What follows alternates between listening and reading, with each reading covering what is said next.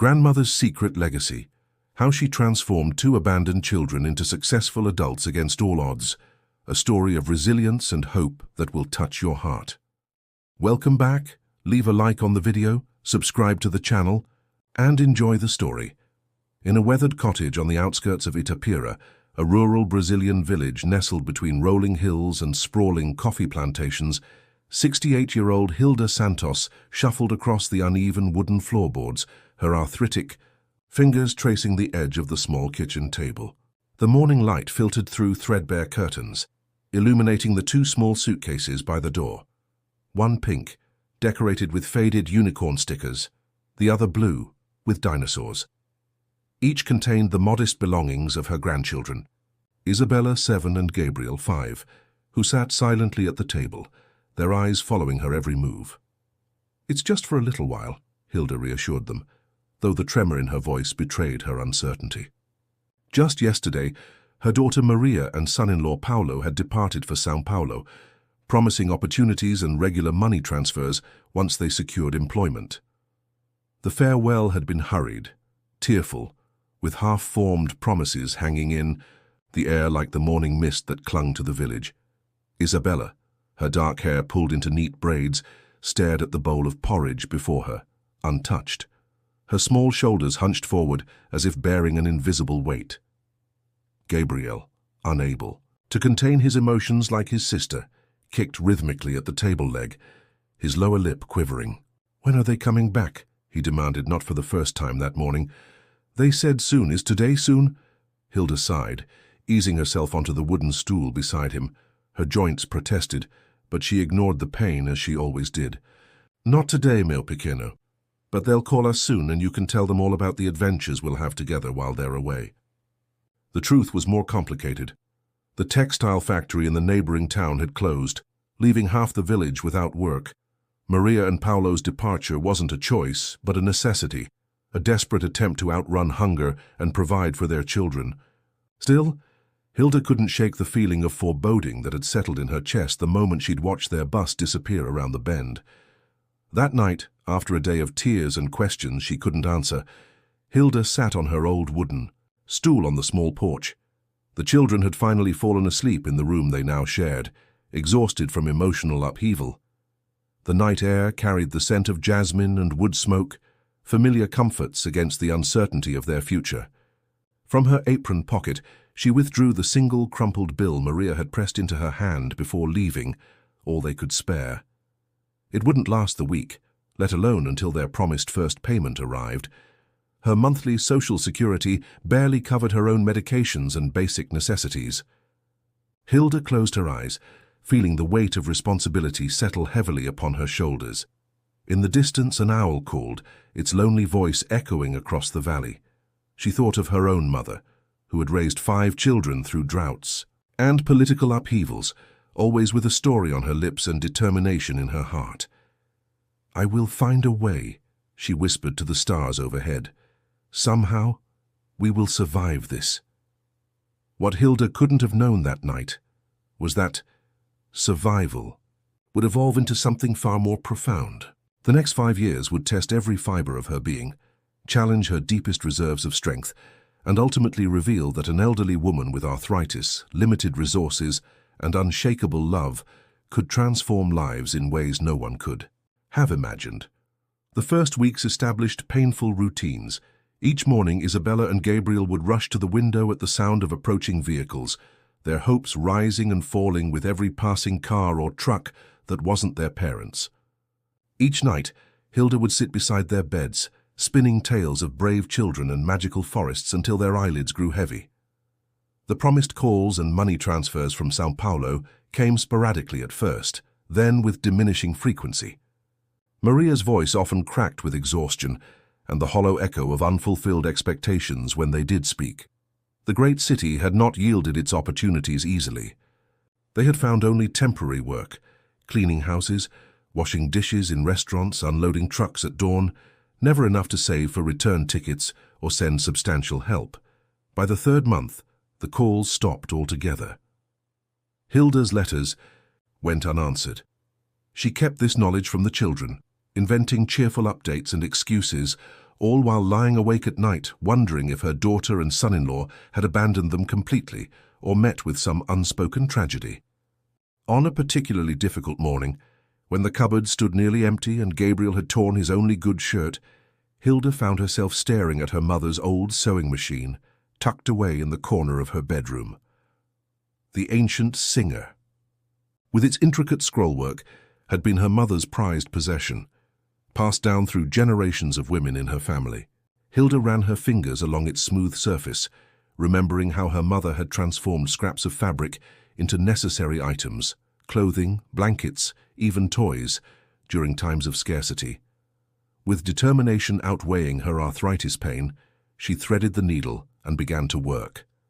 That afternoon, when the children returned from school, Gabriel with mud-stained knees and Isabella with red-rimmed eyes after classmates had teased her about her worn uniform, Hilda presented them with small gifts. For Gabriel, his shirt transformed, with carefully stitched patches featuring playful geometric designs. For Isabella, a simple cloth doll with button eyes and yarn hair, wearing a dress made from a scrap of bright fabric. "My mother taught me that beautiful things can come from broken pieces," Hilda told them as Isabella cautiously accepted the doll.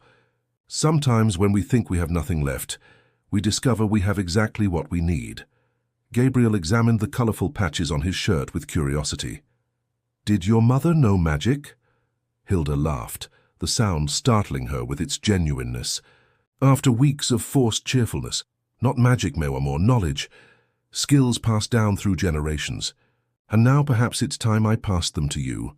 That evening marked the beginning of a transformation.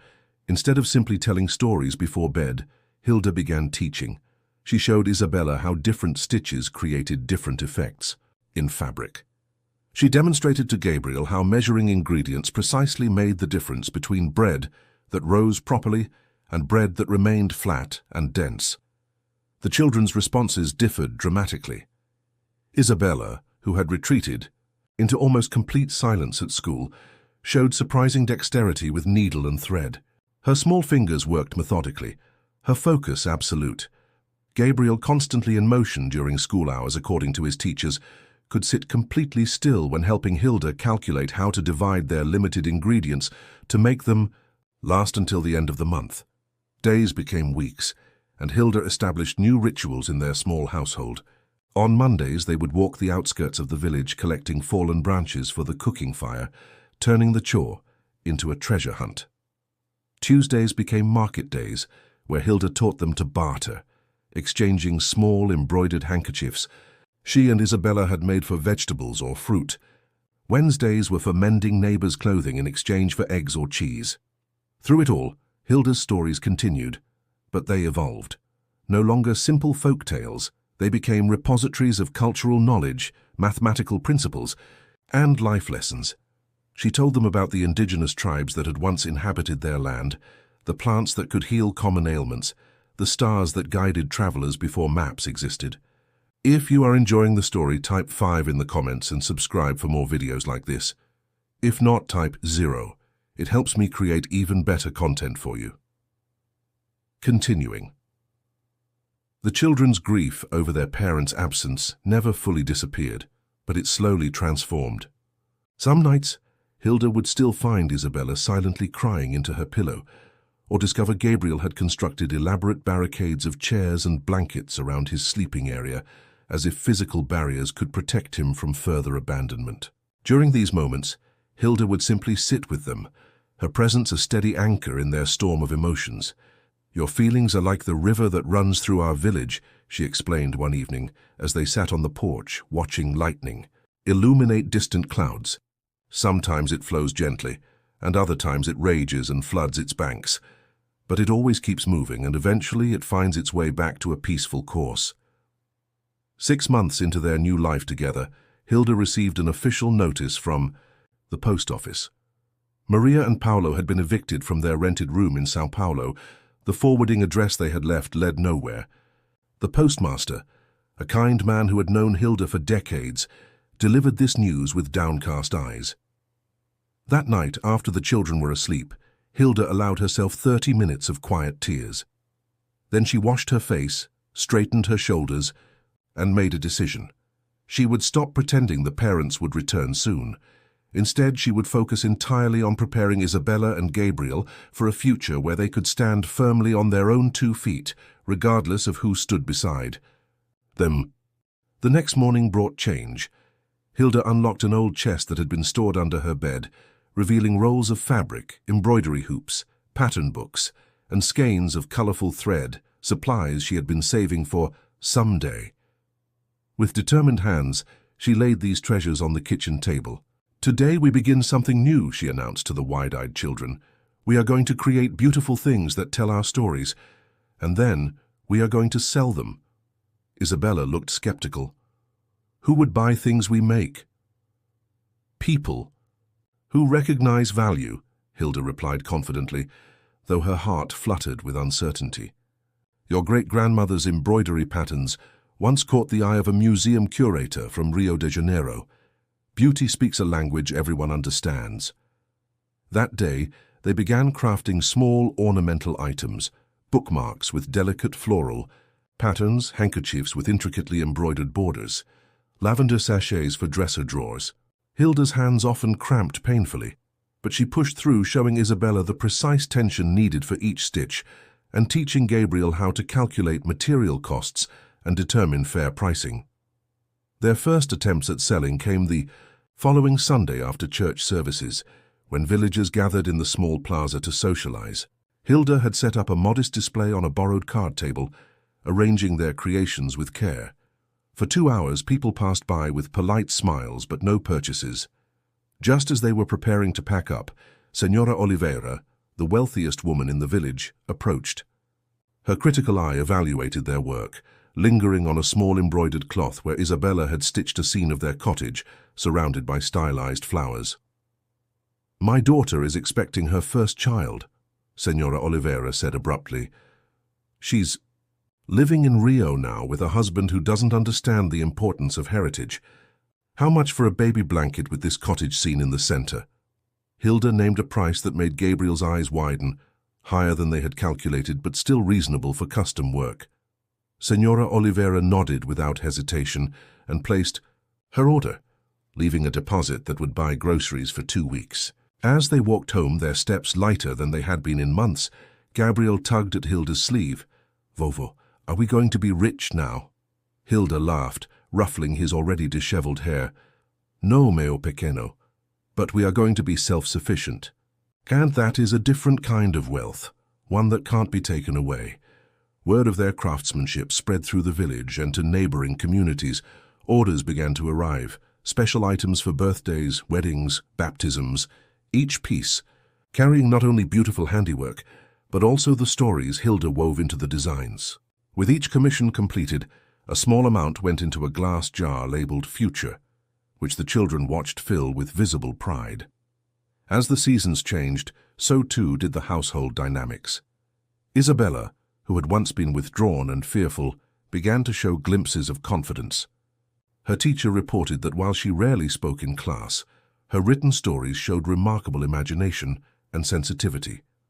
Gabriel's restlessness found constructive outlets as Hilda assigned him the role of business manager, allowing him to track orders and inventory in a notebook with careful columns of figures.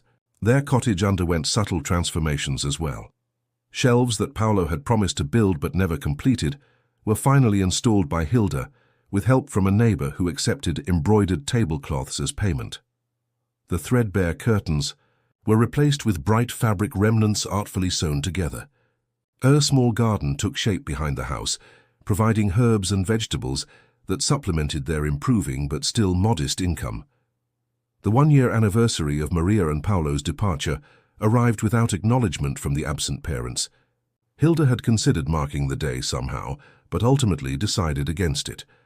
Instead, they celebrated a different milestone, the completion of their 50th commissioned piece, a wedding shawl for the daughter of a farm owner in a neighboring town. "This calls for something special," Hilda declared, retrieving a small container of cocoa powder she'd been saving. That evening, they sat together drinking hot chocolate enriched with cinnamon, reviewing their order book with satisfaction. The world outside their cottage was changing too. The closed textile factory stood abandoned, its ghostly presence a reminder of economic fragility. More families left the village seeking opportunities elsewhere, leaving behind empty houses with fading paint and overgrown gardens. The school announced cuts to programs deemed non-essential, including the art classes that had become Isabella's sole source of social engagement. When Isabella returned home with this news, her face once again bore the shuttered expression Hilda had hoped was behind them. "Senora Martinez says drawing isn't important like math or reading," she reported quietly. "She says we need to focus on real skills." Hilda felt a flash of indignation. "Art is as real a skill as any other," she said firmly. "It's how we tell our stories when words aren't enough." That night, as Hilda struggled to sleep, an idea took root. The next morning, she sent the children to invite several neighbors to their cottage for Saturday afternoon storytelling. Some responded with confusion, others with polite interest, but when Saturday arrived, 7 children and 3 adults appeared at their door, curious about what Hilda had planned. They gathered in the small garden behind the cottage, sitting on blankets spread over the ground. Hilda began with a traditional story about the origin of the nearby river, but with a twist. As she spoke, she distributed paper and pencils, encouraging everyone to draw elements of the tale.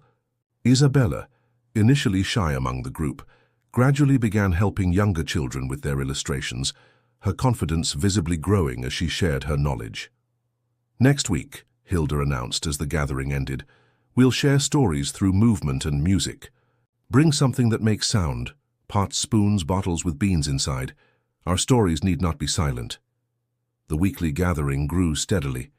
Families contributed snacks, additional art supplies, and most importantly, their own stories.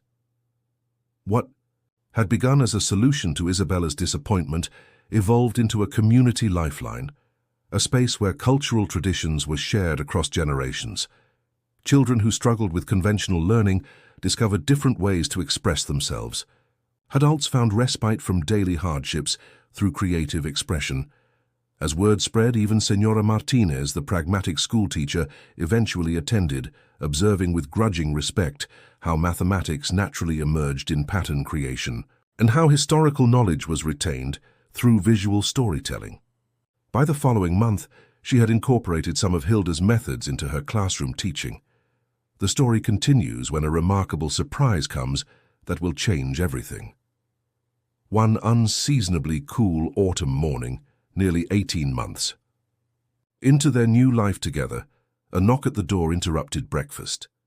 Hilda opened it to find a well-dressed woman with a leather portfolio and an expensive camera hanging around her neck. "Bom dia," the stranger greeted her with a smile. "My name is Carolina Mendez. I'm a cultural anthropologist from the Federal University of Minas Gerais. I've heard about your community storytelling program and your revival of traditional embroidery patterns. I'd like to document your work if you're willing." Hilda stood momentarily speechless, her mind racing. The children appeared behind her, curious about their unusual visitor. "Document? For what purpose?" Hilda finally managed to ask. Carolina explained that she was researching traditional crafts and oral storytelling traditions at risk of disappearing throughout rural Brazil. Her project aimed to preserve these cultural practices and explore their potential for sustainable community development. "May I attend your next gathering?" Carolina asked, "and perhaps interview you about the embroidery patterns? I understand they've been passed down through generations." Hilda hesitated, unaccustomed to outside interest in what she considered simply the necessary means of survival.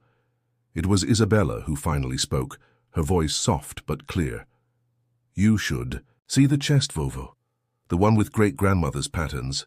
That afternoon, while Gabriel guided Carolina through their garden, pointing out the medicinal herbs Hilda had taught him to identify, Hilda and Isabella carefully removed items from the old wooden chest. Each piece of yellowed paper revealed intricate designs incorporating symbols and motifs dating back to colonial times, some with indigenous influences predating European arrival. Carolina handled each pattern with reverent care, photographing them and taking detailed notes. "These aren't just decorative," she observed. "These tell stories about seasons, harvests, beliefs. This is living history. My mother called them cloth whispers, Hilda explained. She said each stitch connects us to those who came before and those who will come after. Carolina's documentation project extended beyond a single visit. Over the following months, she became a regular presence, recording the storytelling circles, interviewing village elders about traditional crafts, and helping establish connections with cultural preservation organizations. Through her university contacts, Hilda and Isabella received an invitation that would have once seemed impossible, to submit work to a prestigious regional art exhibition featuring traditional crafts alongside contemporary art.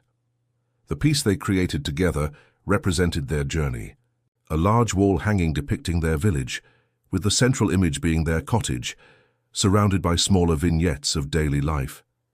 Gabriel calculating measurements, Isabella teaching younger children to draw, the community gathered in their garden sharing stories. Into the border, Hilda incorporated her mother's most complex patterns, symbols representing resilience, growth, and connection. When the exhibition opened in Belo Horizonte, Carolina arranged transportation for them, their first journey beyond neighboring villages. The gallery lights illuminated their creation, displayed prominently with an accompanying plaque, explaining its cultural significance. Visitors clustered around it throughout the evening, many taking photographs, others asking questions about techniques and symbolism. A distinguished-looking man in wire-rimmed glasses studied their work for nearly 20 minutes before approaching Hilda. This piece speaks volumes about community resilience, he said, introducing himself as Dr. Rafael Coelho, director of a cultural foundation that funded educational initiatives. What you've created here isn't just art, it's a teaching tool. I'd be interested in discussing how your methods might be documented for wider application. That night, in their modest hotel room, a luxury Hilda had never expected to experience, she watched the children sleep, their faces relaxed in the unfamiliar surroundings. Gabriel clutched the small notebook where he'd recorded the names of important people they'd met. Isabella's fingers still bore traces of thread marks from nervously fidgeting with the embroidery sample she'd brought to demonstrate techniques. Hilda's heart swelled with contradictory emotions. Pride in their accomplishments warred with a hollow ache that Maria and Paolo weren't witnessing their children's transformation. The opportunity before them seemed simultaneously miraculous and terrifying.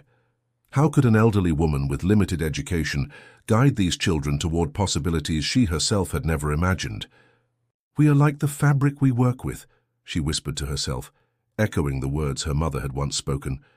"Thread by thread, stitch by stitch, we create something stronger than the separate pieces." The exhibition marked a turning point, though not in the ways Hilda might have predicted. Rather than immediate financial change, it brought recognition of a different kind. Dr. Coelho's foundation provided a small grant to document the storytelling circles and traditional crafts program.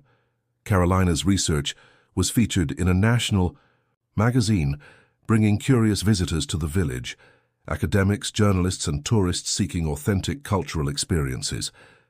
Gabriel's school performance attracted attention when he won a regional mathematics competition, his facility with numbers having been honed through years of practical application in their small business.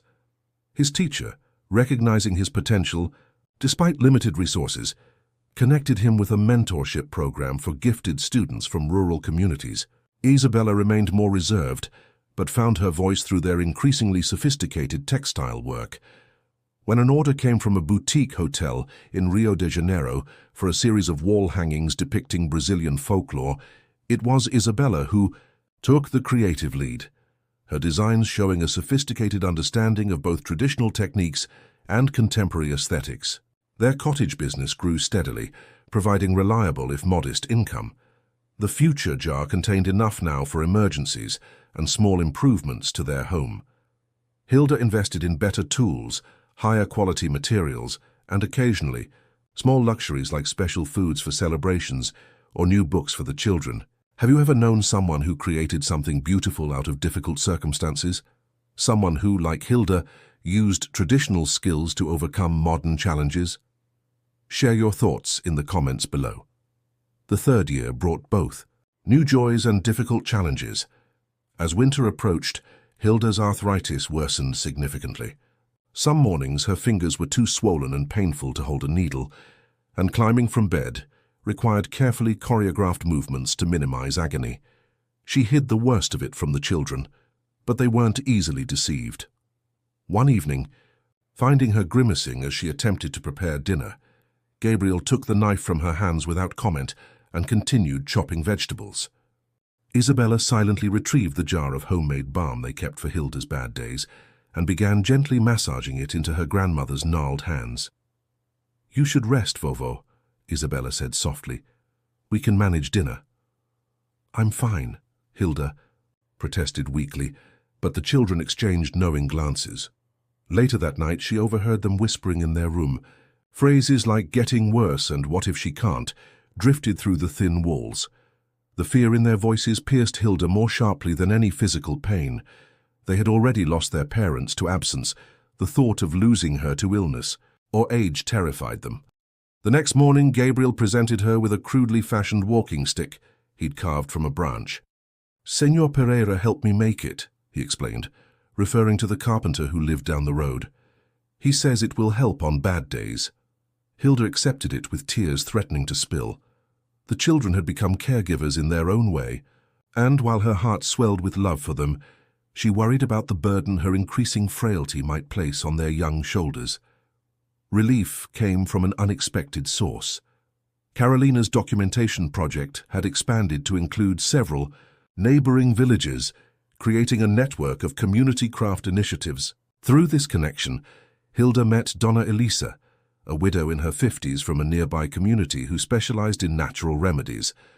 After trying Elisa's improved formulation for joint pain, Hilda experienced noticeable relief. A friendship blossomed between the women, with Elisa eventually offering to help with production during busy periods in exchange for learning Hilda's embroidery techniques. Her presence provided not only practical assistance, but also another caring adult in the children's lives, someone who could share the load of responsibility when Hilda's health faltered. As their community network strengthened, another threat emerged from outside. A property developer had purchased large tracts of land surrounding the village, including the meadow where their storytelling circles had expanded to include monthly markets for local crafts and produce. The plans called for a gated residential community, catering to wealthy city dwellers seeking weekend retreats. The village council, comprised mostly of elderly residents with limited education, seemed powerless against corporate lawyers and promised economic benefits. Initial construction began at the furthest edges of the property, the distant sound of machinery, a constant reminder of approaching change. Hilda watched with growing concern as familiar landscapes began to transform. The meadow where generations of village children had played, where her own storytelling circle had flourished, was scheduled for redevelopment within months.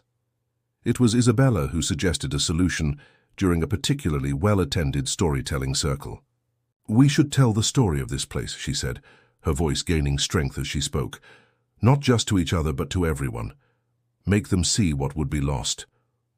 Under Isabella's direction, their next project took shape, a collaborative tapestry created by village residents of all ages, depicting the meadow's significance through generations. Children contributed drawings showing their favorite play spots.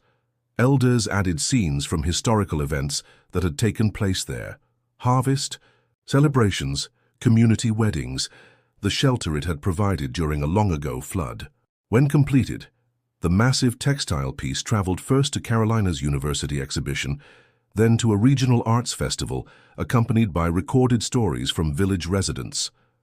Social media amplified their message, with Carolina's academic connections helping frame the narrative as one of cultural heritage preservation rather than simple resistance to development. The unexpected publicity created complications for the development company. What had seemed a straightforward business transaction became entangled with questions of cultural heritage and environmental impact. Government cultural heritage officials visited, intrigued by the growing case study of community-based preservation. After months of uncertainty and negotiations, a compromise emerged. The developer would proceed with a modified plan that preserved the meadow and incorporated elements of local architecture into the new construction. Additionally, they would fund a small community center where traditional crafts and storytelling could continue regardless of weather conditions, a permanent home for the program Hilda had started on her old wooden stool. This victory, though, reinforced an important lesson for the children that their voices, amplified through creativity and community, could influence outcomes that initially seemed beyond their control. The experience fostered in both Gabriel and Isabella a deepening sense of responsibility toward their community and cultural heritage. As they approached the 4th year of their life together, the rhythms of their household had evolved into something neither wholly traditional nor entirely modern. Technology found its place alongside tradition. Gabriel managed their small business accounts on a second-hand tablet donated by Dr. Coelho's foundation, while Isabella created digital archives of traditional patterns and the stories behind them. The foundation's documentation project had expanded into an educational initiative. Hilda, despite her initial reluctance, had agreed to record detailed explanations of techniques and stories for a curriculum being developed for regional schools. Her approach to integrating cultural heritage with practical skills became recognized as an innovative teaching model, particularly effective for students who struggled with conventional education. What happened next would change everything. One unremarkable Tuesday, a registered letter arrived. The official government seal caused Hilda's hand to tremble slightly as she opened it. Inside was a formal invitation. The Ministry of Culture requested Hilda's participation in a national conference on intangible cultural heritage, with all expenses paid for her and her grandchildren to travel to Brasilia for a week. The letter explained that her community initiative had been selected as a case study in sustainable cultural preservation and economic development in rural communities. She was asked to present their experience to educators, policymakers, and community leaders from across Brazil.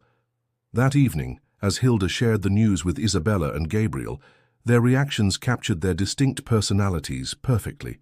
Gabriel immediately began calculating the cost-benefit analysis of being away from their business for a week, while Isabella quietly withdrew to her room, returning with a small notebook filled with design ideas for special pieces they could create to showcase their work. "We'll need to prepare properly," Gabriel announced with authority beyond his 9 years.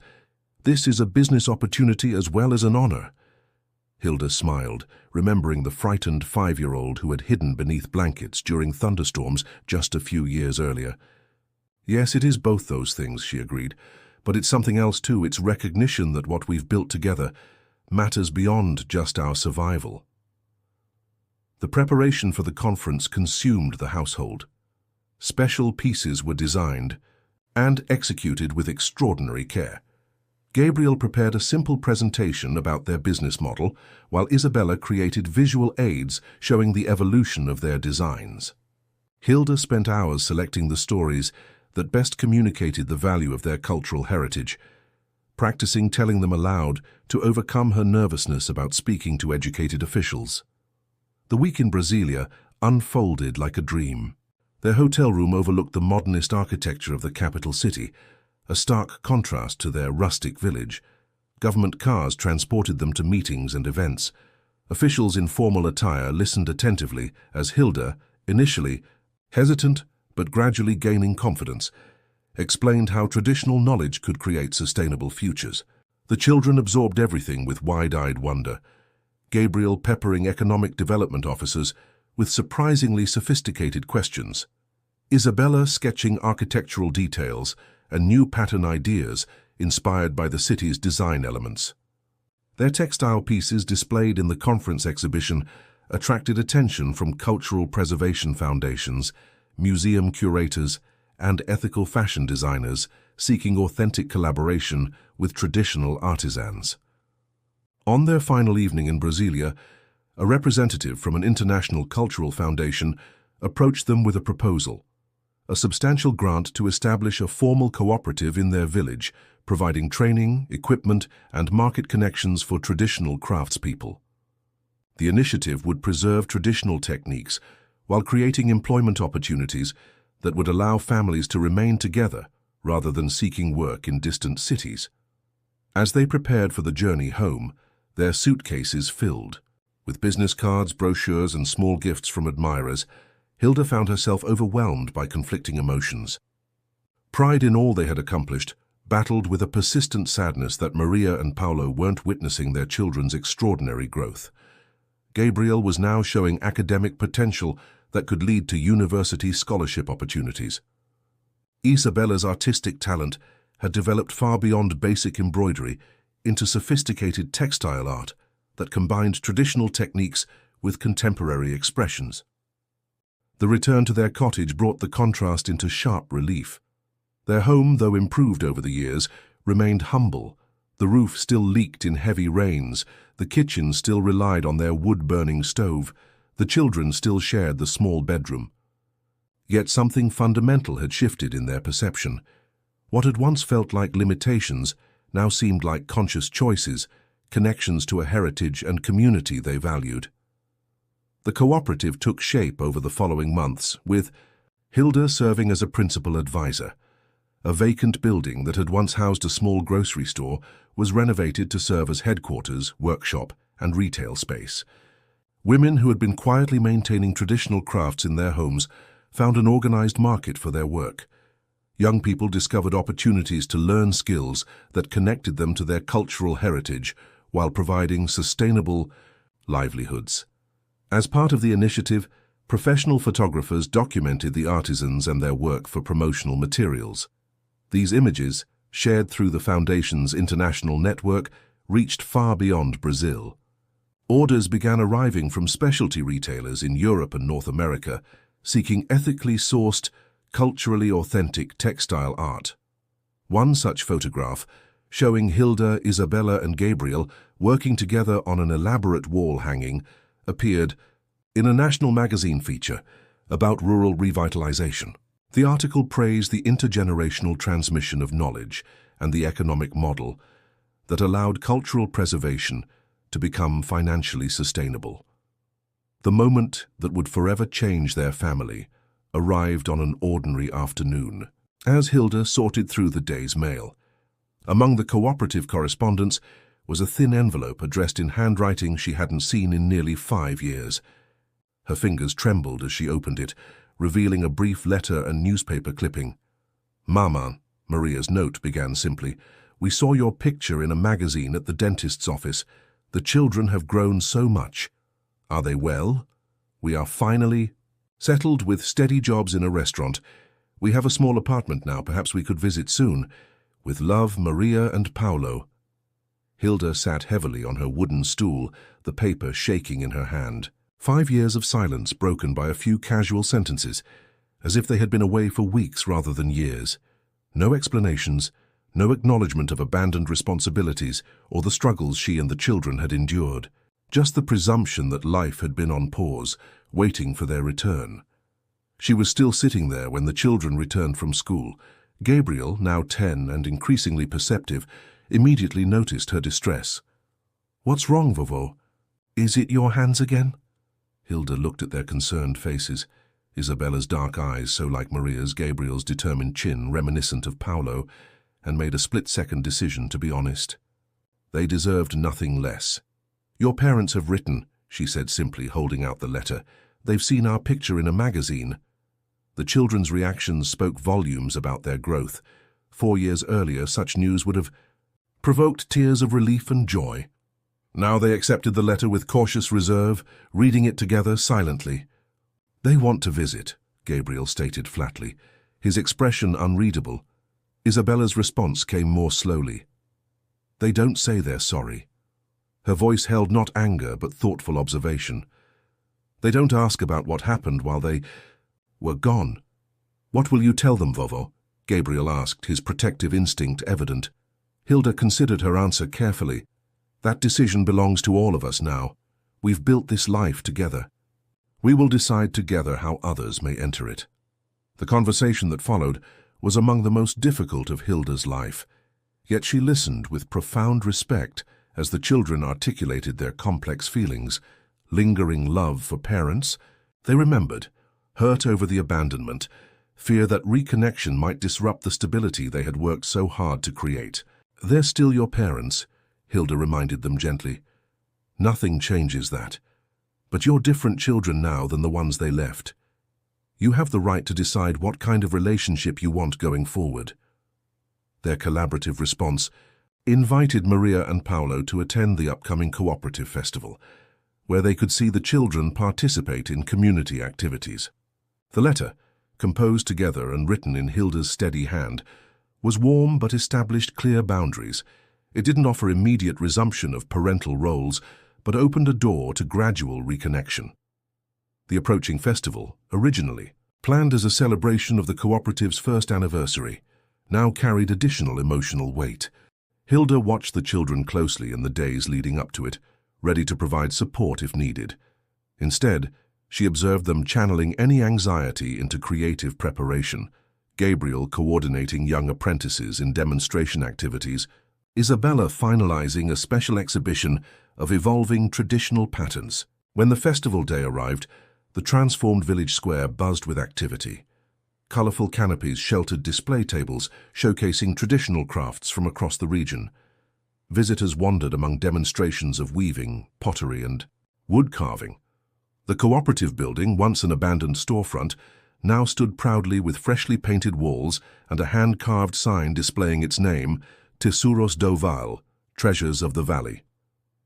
Hilda moved through the crowd, greeting visitors, her wooden walking stick tapping a gentle rhythm against the cobblestones. Though her arthritis had worsened over the years, her spirit remained undiminished. She wore her finest dress for the occasion, a simple cotton garment transformed by Isabella's detailed embroidery along the collar and sleeves. Gabriel, now confidently directing younger children in mathematics demonstrations that showed how traditional basket weaving incorporated complex geometric principles, periodically glanced toward the village entrance.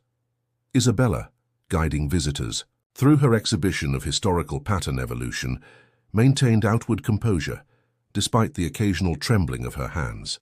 Midday approached with no sign of Maria and Paolo. Hilda noticed the children's increasing distraction and was considering how best to address their disappointment when a bus arrived from the neighboring town, discharging the final group of visitors. For the day, among them stood a thin woman with familiar eyes and a man whose once broad shoulders now stooped slightly. They hesitated at the edge of the square, uncertainty evident in their posture.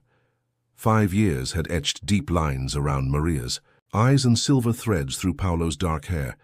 They carried no gifts or luggage, only the weight of their absence. Hilda spotted them first, but remained where she was, allowing the children to notice on their own terms. Gabriel saw them next, his animated explanation faltering mid-sentence. He straightened his shoulders and gave his young students a brief instruction before walking with deliberate steps toward Isabella's exhibition area.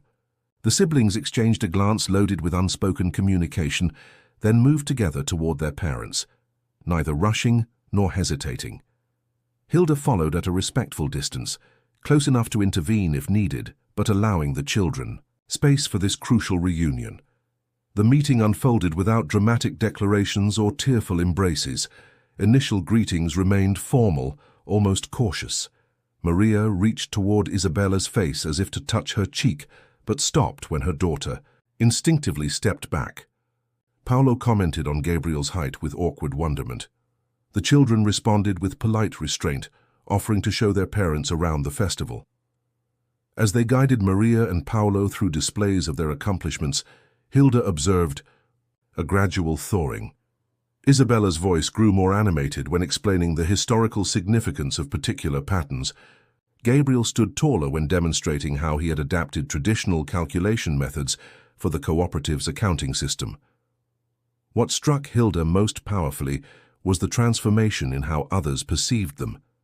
Community members approached, not with pity for abandoned children, but with respect for talented young artisans.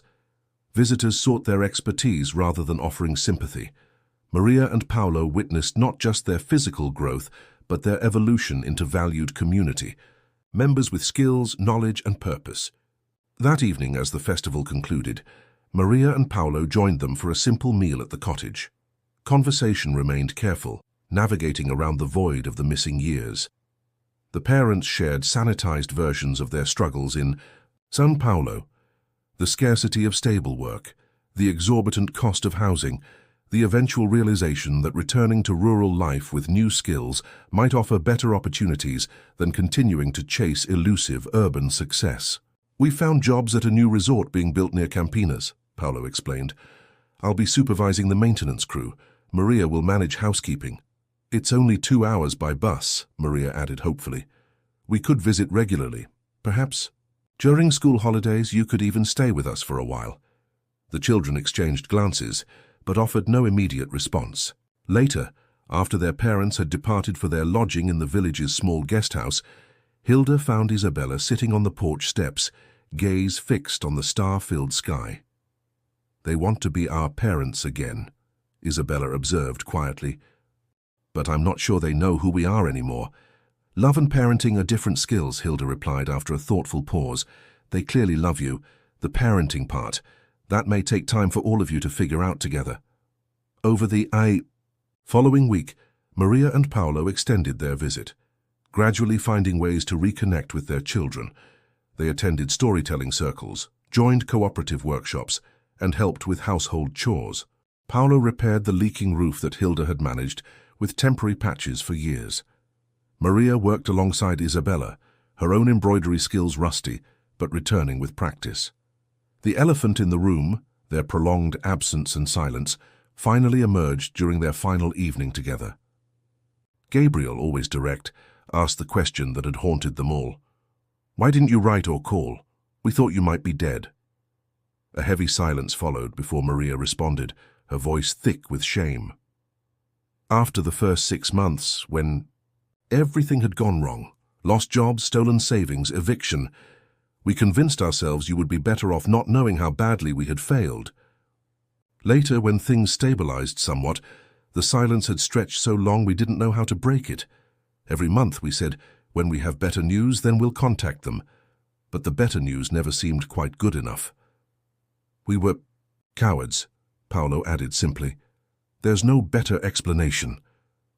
The honesty, though painful, opened a path forward.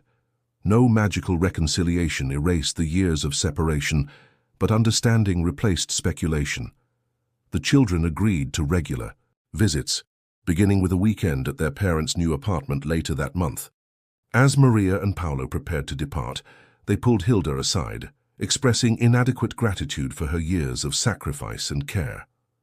"We can never repay what you've done," Maria said, tears finally breaking through her composed facade. "When we left them with you, we thought we were giving them better opportunities. We never imagined you would be the one to actually provide those opportunities." "Children aren't debts or investments," Hilda responded gently. "They're connections to our past, our future, and each other. I didn't raise them for repayment. I raised them because they needed raising, and I needed them too." The tentative re-establishment of parental relationships added a new dimension to their household, without fundamentally altering the foundation Hilda had built. The children maintained their central roles in the cooperative while developing relationships, with Maria and Paulo that acknowledged both their history and their transformed present. As the cooperative's success continued to grow, national attention increased. The 5th anniversary celebration brought journalists from major newspapers, government officials, and representatives from similar initiatives in other regions seeking to learn from their model. Dr. Coelho, the Cultural Foundation Director, who had first recognized the potential in their work years earlier, arrived with an unexpected proposal. The foundation wished to publish a collection of Hilda's stories, paired with traditional embroidery patterns and explanations of their cultural significance. The book would serve as both cultural preservation and educational resource, with royalties, supporting the cooperative's apprenticeship program. "Your stories deserve to live beyond oral telling," he explained.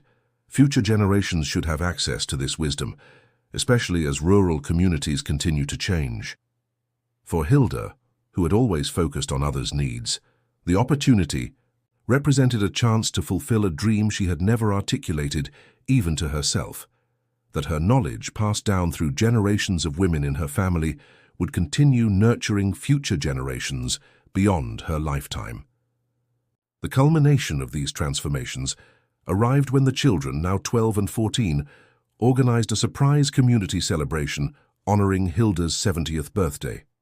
The event showcased how her seemingly simple wisdom had rippled outward, revitalizing the village's economy and cultural identity. Former students from her storytelling circles, now teenagers, performed dramatizations of her most beloved tales. Cooperative members presented a special wall hanging incorporating symbols representing key moments from their collective journey. Regional officials announced that their model would be implemented in other rural communities facing similar economic challenges. As twilight descended on the celebration, Isabella and Gabriel led Hilda to a previously curtained corner of the cooperative building. With ceremonial flourish, they unveiled a permanent installation, a small museum-quality display featuring her mother's original patterns alongside photographs documenting their evolution through Hilda's innovations and Isabella's contemporary interpretations. 3 generations visible, countless generations preserved, read the simple plaque. That evening, as they walked home together under a canopy of stars, Gabriel supporting Hilda's arm on one side and Isabella on the other, the elderly woman reflected on the improbable journey that had begun with 2 small suitcases and a trembling promise made to distant stars. "When your parents left," she told them quietly, "I feared I lacked the strength to raise you properly. I worried my limitations would become yours. Now I understand that what might appear as limitations, age, poverty, rural isolation, contained exactly the wisdom you needed." Isabella squeezed her hand gently. "You taught us that heritage isn't a burden to carry, but a foundation to build upon. And that calculations aren't just for counting what we lack, but for measuring growth," Gabriel added. The cottage appeared ahead, its windows glowing with welcoming light. No longer simply a shelter of necessity, it had become the heart of their shared heritage, a place where abandonment had transformed into belonging, scarcity into sufficiency, and uncertain beginnings into empowered futures. In the years that followed, the cooperative model they had pioneered became a template for rural revitalization throughout Brazil. Isabella's artistic vision evolved into a career that bridged traditional techniques with contemporary applications, creating opportunities for younger artisans to remain connected to their cultural heritage while engaging with global markets. Gabriel's mathematical gifts, nurtured through practical application in their family business, eventually led to university studies in sustainable development and economics. Maria and Paulo remained present in their children's lives, the relationship gradually healing through consistent connection and shared experiences. The parents' knowledge of urban systems complemented Hilda's rural wisdom, providing the children with bridges between worlds that might otherwise have remained disconnected. For Hilda, perhaps the most profound transformation was internal. The woman who had once feared she lacked resources to properly care for abandoned grandchildren discovered that her greatest resource had always been her approach to life itself, the ability to find value in what others discarded, beauty in what others overlooked, and opportunity in what others considered limitation. Her published collection of stories and patterns became a treasured resource in schools throughout Brazil, ensuring that traditional knowledge would continue nurturing future generations. The wooden stool where she had once sat, telling evening stories to frightened, grieving children, became part of the cooperative's permanent exhibition, a humble throne from which wisdom had flowed and transformed not just 2 children's lives, but an entire community's future. On warm evenings, visitors to Itapira might still find Hilda in her garden, surrounded by children and adults eager for her stories. Her hands, increasingly gnarled by arthritis, move in expressive gestures as her voice weaves tales of resilience, creativity, and connection. Beside her often sit Isabella and Gabriel, no longer abandoned children but accomplished young adults who understand that the greatest legacy isn't built from wealth or status, but from wisdom shared and applied with love. "Remember," she often concludes her sessions, echoing words her own mother once spoke, "we are like the fabric we create. Each thread might seem fragile alone, but properly woven together, we become strong enough to shelter, warm enough to comfort, and beautiful enough to inspire for generations to come." And in this simple truth lies the essence of how an elderly woman with arthritis, limited resources, and unwavering love transformed not only the lives of two abandoned children, but created a living legacy that continues to grow and flourish, thread by thread, story by story, heart by heart. Congratulations. Type 9 in the comments so that I know you stayed until the end with me. Thank you for watching, and until tomorrow's story on this same channel.